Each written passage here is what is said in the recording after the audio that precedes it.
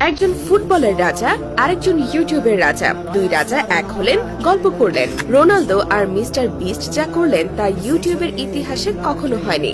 Ronaldo বলেছিলেন internet ভেঙে দেবেন, তার কথা মতো প্রথম 30 মিনিটে এসেছে 1 মিলিয়ন ভিউজ, আর প্রথম 12 ঘন্টায় এসেছে 13 মিলিয়ন ভিউজ। ভিউজের হিসাব বাদ দিয়ে রোনালদোর সামনে থাকা এই পানির বোতলে নজর দেয়া যাক।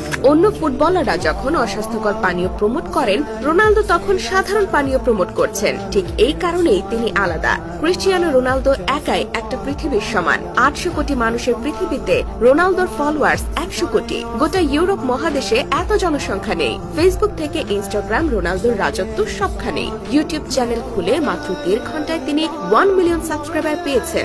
এক সপ্তাহ না যেতেই পেয়ে যান 50 মিলিয়ন সাবস্ক্রাইবার। ইনস্টাগ্রামে তার ফলোয়ার 63 কোটি 90 লাখ, যা বিশ্বের মোট জনসংখ্যার প্রায় 8%। রোনালদো আলাদা একটা ব্র্যান্ড। রোনালদোর জনপ্রিয়তা দেখে খোদ মিস্টার বিস্ট বিস্মিত। রোনালদোর সঙ্গে আলাপকালে মিস্টার বিস্ট বলেছেন, রোনালদো, তুমি যখন ইউটিউব চ্যানেল ওপেন করলে আমি ভেবেছিলাম প্রথম মাসে 20 থেকে 30 মিলিয়ন সাবস্ক্রাইবার হবে, কিন্তু না, তুমি আমাকে অবাক করে দিয়েছো। মিস্টার বিস্ট রোনালদোকে প্রশ্ন করেন, তুমি কি অবাক হওনি এত অল্প সময়ে এত সাবস্ক্রাইবার অতিক্রম করেছে? উত্তরে রোনালদো বলেন, এটা ভালো ছিল, কিন্তু আমি অবাক হইনি। কেনই বা অবাক হবেন? রোনালদো নিজেও জানেন তার জনপ্রিয়তা আকাশ সমান। একবার মাত্র 4 সেকেন্ডে তিনি কোকা কোলাকে হাজার হাজার কোটি টাকার ক্ষতির মুখে ফেলেছিলেন।